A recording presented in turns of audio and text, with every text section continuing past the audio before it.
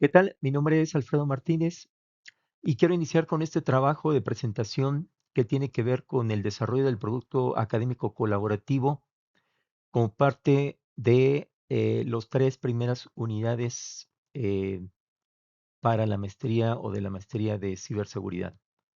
Ese trabajo se orienta al desarrollo de un framework de ciberseguridad eh, customizado o personalizado para la industria cyberware acorde con sus objetivos de negocio. Este trabajo eh, cubre o desarrolla o aplica los conocimientos básicos aprendidos sobre ciberseguridad y sobre todo la aplicación del mapeo entre los diferentes frameworks de seguridad como la NIST SSF 2.0, la ISO 27110, la ISO 27001 y la ISO 27002. El enfoque será realizar un análisis basado en riesgos aplicados al grupo de ICG que se encarga de proporcionar servicios administrados de ciberseguridad a las plantas industriales. El objetivo o el objeto de evaluación será la infraestructura crítica de los servicios que tiene ICG y que le ayudan a cumplir sus objetivos de negocio.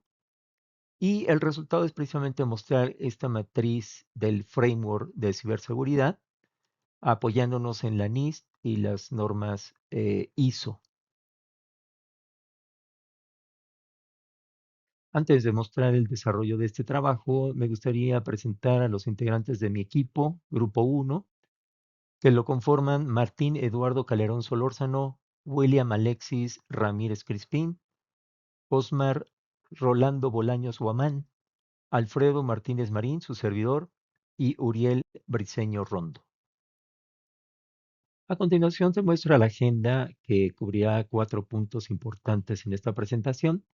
El primer punto tiene que ver con el objetivo de la propuesta, que es el desarrollo de este modelo de ciberseguridad y que va a estar alineado con los objetivos de negocio de ICG.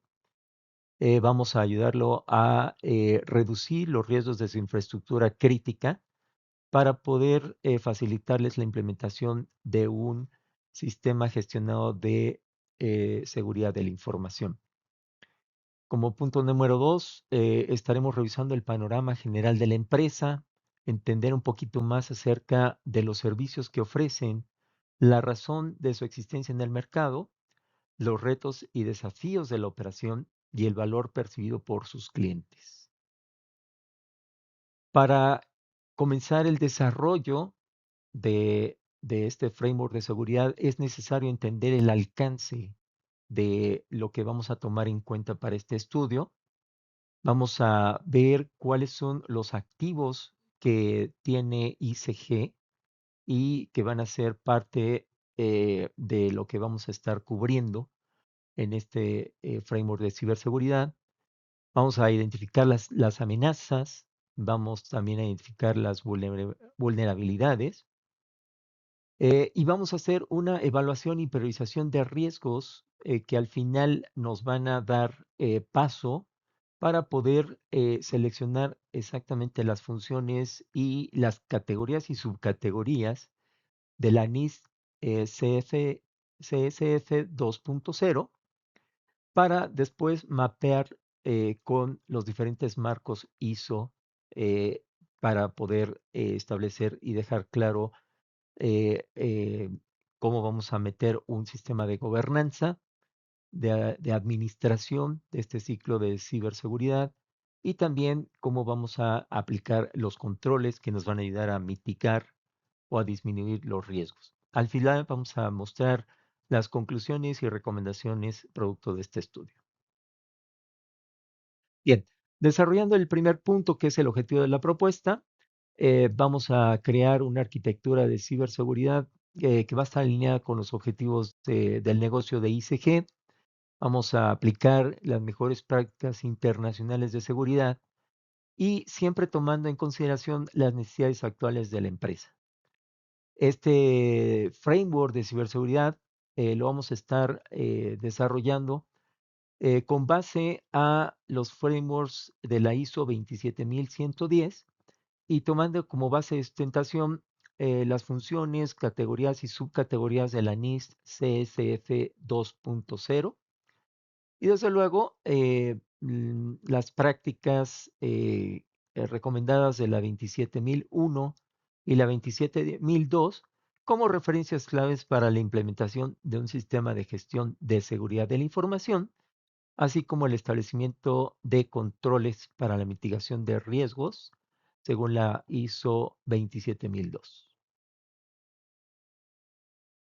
Con el objeto de dar claridad a todo el trabajo que vamos a estar desarrollando en y vamos a estar mostrando en esta presentación, hemos desarrollado este diagrama de flujo de trabajo en donde nos muestra las diferentes secciones que vamos a cubrir. Cada una de estas secciones tiene un objetivo específico, desde lo que es el análisis del contexto de la empresa, para entender bien de lo que se trata, qué es lo que hacen ICG, cuáles son los servicios que realizan. Vamos a revisar y vamos a empezar a acotar cuáles son las cosas que vamos a tomar en consideración para la generación de este framework y por eso aquí es la definición del alcance. Vamos a identificar cuáles son los activos críticos, ¿verdad? Vamos a empezar también a definir y a identificar cuáles son las amenazas, las vulnerabilidades y vamos a evaluar y priorizar los diferentes riesgos encontrados.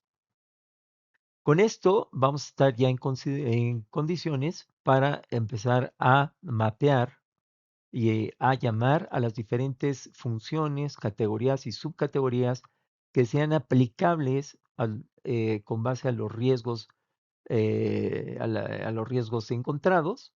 Y después vamos a seguir un proceso de mapeo con las diferentes normativas ISO, como la 27110, la 27001, la 27002, y finalmente presentaremos el framework propuesto para ICG. Industrial CyberWorks es una empresa que ofrece servicios administrados de ciberseguridad especializados en entornos industriales. Hoy en día las plantas industriales tienden más a la digitalización, al uso de analítica avanzada, machine learning e inteligencia artificial, lo que ha incrementado la conectividad y al mismo tiempo la exposición de los entornos de OT a nuevas amenazas. Las plantas industriales también necesitan reducir sus tiempos muertos y contar con soporte remoto especializado para mantener operativos sus sistemas de control, redes OT y activos de producción. ICG proporciona conectividad remota segura y actualización administrada de parches de seguridad y firmas de antivirus bajo buenas prácticas internacionales de ciberseguridad. La gente de ICG nos ha comentado que su objetivo es fortalecer la operación interna mediante la creación de un framework de seguridad que mejore la gobernanza, la gestión de riesgos, los controles y la confiabilidad de los servicios entregados. En diferentes reuniones multidisciplinarias con la gente de ICG, hemos delimitado el alcance del área que tomaremos en consideración para la creación de su arquitectura de ciberseguridad. Hablando de los activos a considerar, hemos clasificado 6 dominios diferentes de activos, los cuales se presentan a continuación. Para el rubro de personas, vamos a considerar 7 ingenieros que son los responsables de la implementación, la administración, la operación y el soporte de los servicios administrados de ciberseguridad industrial. En la parte de hardware, hemos considerado las laptops que estos ingenieros utilizan, laptops corporativas, la plataforma de staging, que es el área de conexión remota en donde se pueden crear las diferentes máquinas virtuales y por medio de configuración se pueden realizar las conexiones de red necesarias para la comunicación de los diferentes componentes virtualizados que conforman la solución de los clientes, ¿no? Infraestructura también de virtualización utilizada para la prestación de servicios. También consideramos los docking stations por cada ingeniero y el par de monitores por cada ingeniero que se utilizan en la oficina. En el rubro de software y plataformas, hemos considerado también el sistema de Salesforce, que es en donde se lleva la gestión de casos de soporte de los usuarios, y las plataformas que se utilizan para la administración de usuarios y de activos. Continuando con la descripción de los diferentes activos de este alcance, veamos que en la parte de información se han considerado las credenciales de usuario para acceso a los sistemas de administración, el inventario de activos y clientes, las plantillas maestras para la generación de máquinas virtuales, los diferentes manuales que se utilizan para la implementación de las máquinas virtuales y la operación, los bases de datos de conocimiento en donde se utiliza la plataforma de Confluence para poder mostrar y guardar todos la generación de conocimiento de los diferentes ingenieros, contratos de servicio de clientes y licencias de software. En la parte de procesos hemos identificado como recursos importantes la construcción, el manual de construcción de operación de máquinas virtuales, los procesos de jardinizado, las guías para la gestión de usuarios, las guías para gestión de activos remotos, la atención de tickets de soporte técnico, guías para el mantenimiento remoto y para la administración de servicios de ciberseguridad. En el dominio de instalaciones, detectamos que el espacio físico reservado para el equipo de ciberseguridad es un punto importante a considerar, así como las estaciones de trabajo y los entornos de home office. Es importante mencionar que aquí se excluye la infraestructura, los procesos y las instalaciones de los clientes finales, ya que no están bajo el control directo de ICG. Cuando se requiere evaluar activos de planta, por ejemplo, ICG puede brindar este servicio mediante un contrato adicional con participación de otras áreas especializadas. Sin embargo, este análisis se enfoca únicamente en los activos, los procesos e infraestructura que administra ICG y por los cuales tiene responsabilidad operativa y capacidad para implementar controles de ciberseguridad. A continuación se muestra esta tabla resumen donde se ven todos los activos que vamos a considerar dentro de este estudio y que están segmentados en los diferentes 6 dominios que componen la parte de personas, hardware, software y plataformas, e información, procesos e instalaciones. Asimismo, es importante recalcar cuáles son los activos que deberían estar como excluidos dentro de este estudio por ser parte de los clientes finales y también los criterios de inclusión y exclusión para estos activos.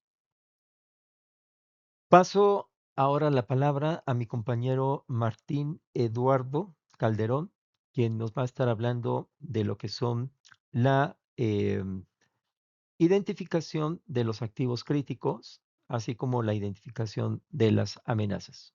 Adelante, Eduardo. Hola, mi nombre es Martín Calderón y yo explicaré lo que hicimos con la identificación de activos críticos, la identificación de amenazas, acorde con el alcance delimitado previamente expuesto por mi compañero Alfredo. Debemos ahora establecer un proceso de selección de aquellos activos que son críticos para la organización. Como se ve en la diapositiva, del alcance especificado en la sección anterior, toca clasificar por nivel de criticidad cada uno de los activos cubiertos en el alcance. Aquí es importante mencionar lo siguiente en este caso. La clasificación de la criticidad de los activos es importante para saber a dónde enfocar los recursos. Por ejemplo, ¿qué activos deben protegerse primero? Nos permiten diferenciar los niveles de protección. Un ejemplo del activo de criticidad alta puede referir puede requerir, perdón, un MFA, un cifrado, un monitoreo continuo, respaldos o el control de cambios, o una revisión periódica de accesos. Permite también estimar qué tan grave sería la pérdida de confidencialidad, integridad o disponibilidad del activo. Por ejemplo, la alteración de una plantilla maestra para generar máquinas virtuales podría afectar a varios proyectos, mientras que la pérdida temporal de un documento no crítico tendría un impacto menor. También permite establecer el orden de restauración ante una interrupción. Los activos más críticos deben tener menores tiempos de recuperación, mayor frecuencia de respaldo, procedimientos de contingencia y hasta responsables claramente definidos. Facilita justificar inversiones ante la dirección. En este caso necesitamos, o es decir, en este caso necesitamos comprar una herramienta o este control. Falta proteger un activo crítico, cuya pérdida podría interrumpir la entrega del servicio. En conclusión, podríamos mencionar que la clasificación de criticidad no solo sirve para decidir dónde invertir, sino también para definir qué tan rápido actúa, qué tan fuerte debe ser el control y qué nivel de riesgo residual puede aceptar la organización. Bueno, en la siguiente diapositiva vamos a identificar el tema de las amenazas. Una vez identificados los activos críticos, el siguiente paso es reconocer las principales amenazas que podrían afectar la operación. La tabla clasifica cada amenaza por su fuente, en este caso origen, interna, externa, proveedores o eventos físicos, y se le asigna un impacto potencial. Esta clasificación nos permite distinguir cuáles amenazas podrían generar consecuencias más graves sobre la confidencialidad, integridad y la disponibilidad de información y de los servicios administrados.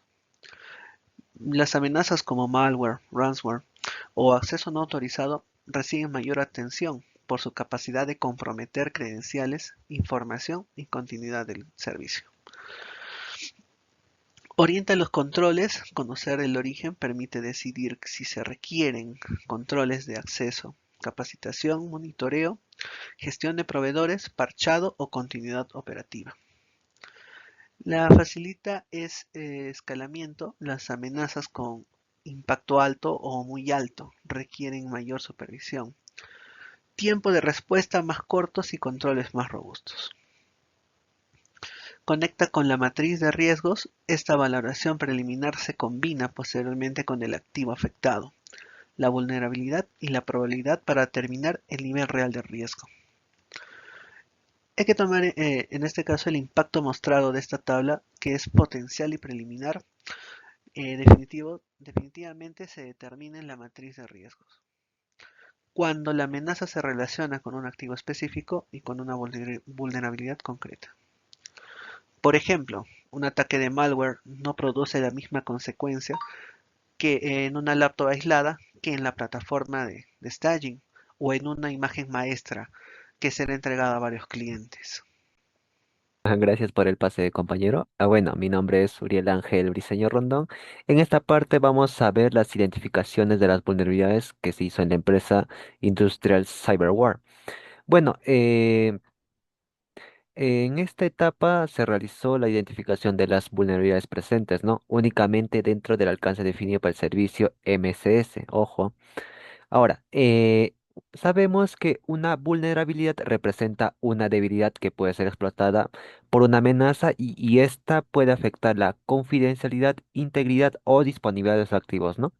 Ahora, podemos apreciar la tabla, que en esta tabla resume las principales vulnerabilidades identificadas, lo cual que para cada una de estas se asignó un identificador, el ID, que identifica las vulnerabilidades. Tenemos la descripción, los activos relacionados y el tipo de vulnerabilidad, lo cual esto se hizo para facilitar posteriormente la evaluación de los riesgos y la selección de los controles. Ahora, tenemos en la columna ID, que en este ID se puede ver un código. Mediante este código se puede identificar cada vulnerabilidad, lo cual esto se hizo con el fin de mantener la trazabilidad durante todo el periodo del análisis. Ahora tenemos la vulnerabilidad, que es el que describe la debilidad encontrada del entorno MCS. Tenemos la descripción que va a explicar de forma técnica de cómo esa debilidad podría afectar la operación. Tenemos los activos relacionados que muestra qué activo del alcance pueden verse comprometidos. Y por último, el tipo, ¿no? Que en este caso va a clasificar la vulnerabilidad como técnica, administrativa o relacionada con terceros, lo que ayuda a definir el tipo de control que será necesario implementarlo, ¿no? Ahora, entre las vulnerabilidades más relevantes que encontramos, primeramente son las credenciales débiles o que son credenciales reutilizadas. También tenemos la falta de autenticación multifactor, los sistemas desactualizados y los permisos excesivos a los usuarios, lo cual estas vulnerabilidades fueron consideradas prioritarias debido a que impactan directamente a la gestión de identidades y el acceso seguro a los servicios administrativos, ¿no? Ahora, podemos ver que se han identificado 10 vulnerabilidades representativas, ¿no? Obviamente en el entorno MCS, lo cual constituyen la base para la evaluación de los riesgos, ya que una amenaza únicamente puede materializarse cuando existe una vulnerabilidad, ¿no? Y esta vulnerabilidad puede ser explotada, ¿no? Pasamos a la evaluación y priorización de los riesgos. En, en esta etapa podemos, bueno, en esta etapa se tuvo que primeramente identificar las vulnerabilidades. Una vez identificadas las vulnerabilidades, se realizó la evaluación de los riesgos relacionando los tres elementos fundamentales, que es el activo, la amenaza y la vulnerabilidad, ¿no? Ahora, para cada escenario de los de riesgo se evaluó la probabilidad de ocurrencia y el impacto potencial sobre la operación del servicio MCS. En este caso, tenemos el ID riesgo que va a permitir identificar cada escenario de los riesgos, ¿no? Tenemos la amenaza que va a representar el evento que podría afectar al activo. Tenemos la vulnerabilidad que corresponde a la debilidad que permitiría materializar esa amenaza. Tenemos los activos afectados que indica qué componentes del entorno MSS podrían verse afectados. Tenemos la probabilidad que en este caso va a evaluar la posibilidad de ocurrencia del riesgo. Tenemos el impacto que va a representar las consecuencias que tendría sobre el servicio. Y tenemos también el nivel de riesgo que es la combinación tanto del impacto y la probabilidad. Y por último tenemos la prioridad. En este caso va a permitir establecer el orden en que debería implementarse los controles de seguridad, ¿no? En este caso, el nivel va a ser muy alto, alto y medio. En este caso, en los riesgos no se han encontrado niveles bajos, bueno, lastimosamente, ¿no? Pero bueno, en la prioridad sabemos que el muy alto es número uno, el alto como segundo y el medio como tercero, ¿no? Ahora, en activos afectados, acabo de ver el código de los activos, ¿no? De los activos críticos que se realizó en el anterior PPT que mi compañero explicó. Se está relacionando la amenaza ID de misma manera, la vulnerabilidad del código que yo expliqué anterior también, y el código de riesgo, ¿no? Ahora, bueno, como resultado de todo este análisis, ¿no? Se han identificado los riesgos, como dije, con niveles muy alto, alto y medio, lo cual los riesgos con mayor prioridad están asociados principalmente al compromiso de los credenciales, configuraciones inseguras, sistemas desactualizados y la falta de autenticación multifactor. Ahora, esta priorización permitió determinar qué riesgos requieren atención inmediata, ¿no? Y servirá como base para seleccionar los controles de seguridad alineados con el NIS y las normas ISO, que es lo que se quiere, ¿no? Ahora doy pase a mi compañero para que les siga explicando más acerca de cómo son estas alineaciones, ¿no? Hola, ¿qué tal? Mi nombre es Josmar Bolaños y en esta parte de la presentación explicaré el proceso de selección de las funciones, categorías y subcategorías del NISC. Como se explicó en la sección anterior, una vez identificados los activos críticos, las amenazas, las vulnerabilidades y priorizados los riesgos de Industrial CyberGuard, el siguiente paso fue determinar qué capacidades de ciberseguridad eran necesarias para mitigar dichos riesgos. Para ello utilizamos el NISC como marco de referencia. En esta matriz se muestra la relación entre cada riesgo identificado y la función del NIS que mejor permite gestionarlo. Por ejemplo, los riesgos asociados al phishing, malware y accesos no autorizados fueron vinculados principalmente con la función protect o proteger. debido a que requieren fortalecer la gestión de identidades, la autenticación, la protección de datos y el endurecimiento de las plataformas. Por otra parte, riesgos como la falta de detección de eventos o los ataques de denegación de servicios fueron asociados a la función detect o detectar, ya que demandan capacidades de monitoreo continuo para identificar oportunamente actividades anómalas. Asimismo, los incidentes de seguridad fueron relacionados con la función responder o response y los escenarios de pérdida de información con recover o recuperar, asegurando la continuidad de los servicios administrados.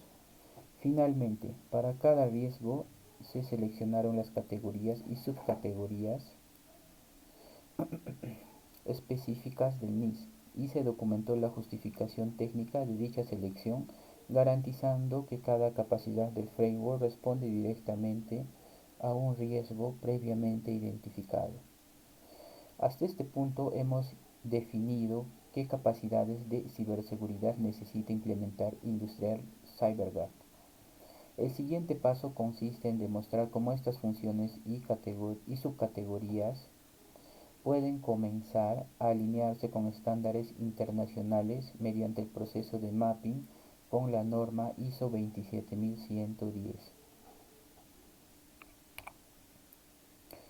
Continuando con el desarrollo de la propuesta, en esta diapositiva presentamos el primer proceso de mapping entre las funciones y subcategorías seleccionadas del NIST y la norma ISO 27110. Es importante señalar que el ISO 27110 no establece controles específicos de seguridad como lo hace el ISO 27001 o el ISO 27002.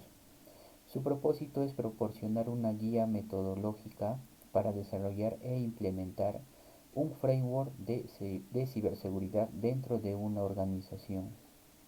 Por esta razón mantuvimos la misma trazabilidad construida en la diapositiva anterior, incorporando una nueva columna denominada Mapeo Inicial con ISO 27110. En ella se identifican las directrices metodológicas de la norma que respaldan la implementación de cada función del NIS. Por ejemplo, para los riesgos asociados al control de accesos, gestión de credenciales, el mapping se orienta hacia las prácticas relacionadas con la gestión de acceso, autenticación y protección de la información.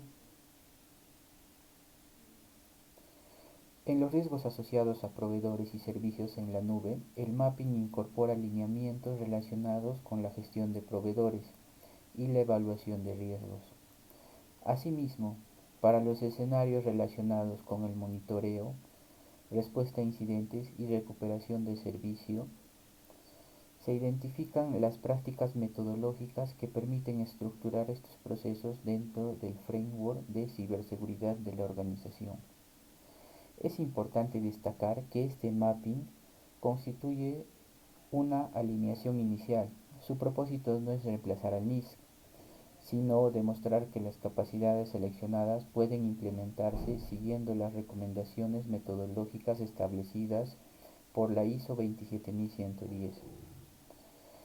Una vez establecida esta alineación metodológica, el siguiente paso consiste en profundizar el framework mediante el mapping con el ISO 27001, donde se identificarán los requisitos del sistema de gestión de seguridad de la información que soportan cada una de estas capacidades.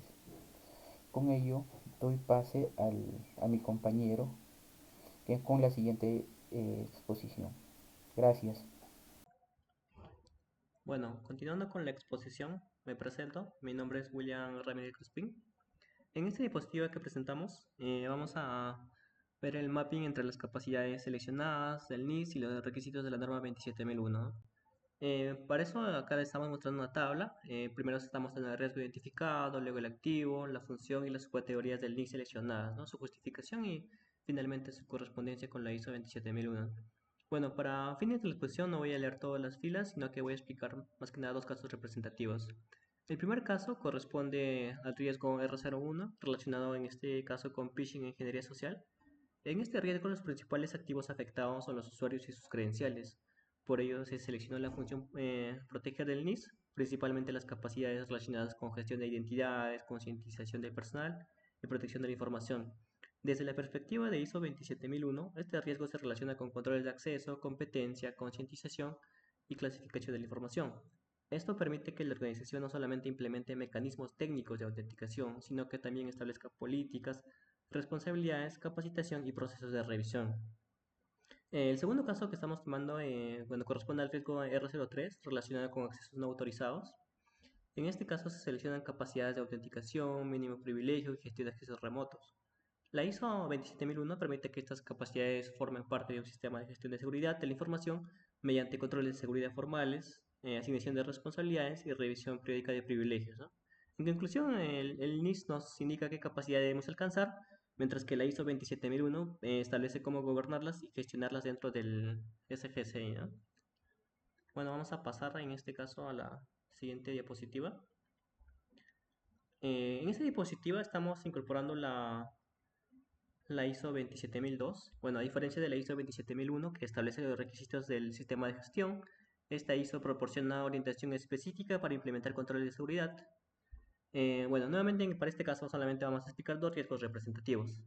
El primer caso corresponde al riesgo R02 relacionado con malware y ransomware. Para este riesgo se debe relacionar capacidades del NIS, ¿no? Orientadas a proteger plataformas o estaciones de trabajo o datos, ¿no? Esta ISO, bueno, tiene estas capacidades que se materializan mediante controles como protección contra software malicioso, gestión de activos, actualización de sistemas, monitoreo y respaldo de información. Estos controles reducen la posibilidad de que un malware comprometa servidores, estaciones de trabajo o imágenes virtuales, ¿no? que son utilizadas en la prestación de servicio. El segundo ejemplo que vamos a tomar en este caso corresponde al riesgo R07 relacionado con vulnerabilidades sin parchar. Para este riesgo se requieren capacidades de gestión de activos, actualización de sistemas y protección de plataformas. Bueno, esta ISO aporta controles relacionados con la gestión de vulnerabilidades técnicas, gestión de parches, gestión de activos y gestión de cambios. La importancia de esta relación es que convierte una capacidad general del NIST en acciones concretas que pueden ser implementadas, documentadas y verificadas. Por lo tanto, la ISO 27002 representa más que nada la capa operativa del framework, porque transforma las capacidades en controles aplicables a la realidad, ¿no? Bueno, en este caso es empresa de ICG, ¿no? Bueno, ahora pasamos a la siguiente diapositiva, que en este caso, esta diapositiva presenta el principal entregable del producto académico, ¿no? Que es la matriz, ¿no? Bueno, en esta matriz de igual forma tenemos nuestra tabla.